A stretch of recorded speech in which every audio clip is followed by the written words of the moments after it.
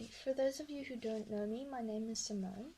The Bible verse that I want to share with you today is James 1 verse 19. It says, "My dear brothers and sisters, take note of this. Everyone should be quick to listen, slow to speak, and slow to becoming angry." Now, these 3 points should be taken into consideration with both the things and the people around you and with God. People should be quick to listen. Imagine you're standing on top of a surfboard or bodyboard at the top of a flight of stairs, and you are planning to surf the waves down, because surfing the internet is just not the same as the beach waves, and the stairs come close. Now, your mom or your sister tells you that it's not safe, you can get hurt, it's not a good idea, but you don't listen. And as you get closer to the bottom, you're soon to realize that they were right. It's the same with God. You all know the famous saying, when God closes a door, he opens another one. But that leaves some people to wonder, why did he close this door? I loved that phase of my life. But if you just take a breath and listen to what he is telling you, you'll realize that the door that he is leading you is leading you to something better. Everyone should be slow to speak.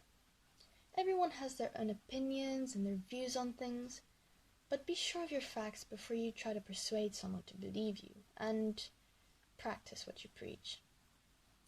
In the beginning of the pandemic, people went on about how the virus isn't even as bad as the flu, but then the very next day they told us that it's worse and we should start worrying.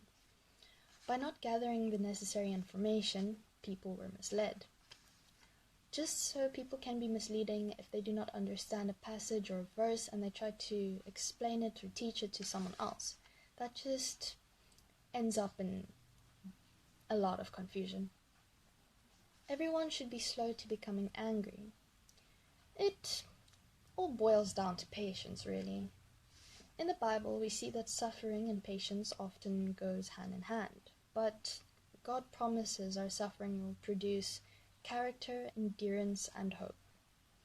Quarantine is a great example. We are all patiently waiting for this all to be over.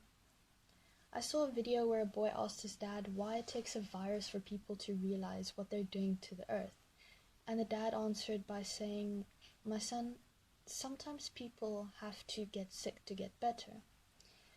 It's all just about patience and trust in the Lord to get you through the suffering and into a wonderful place. Let us pray.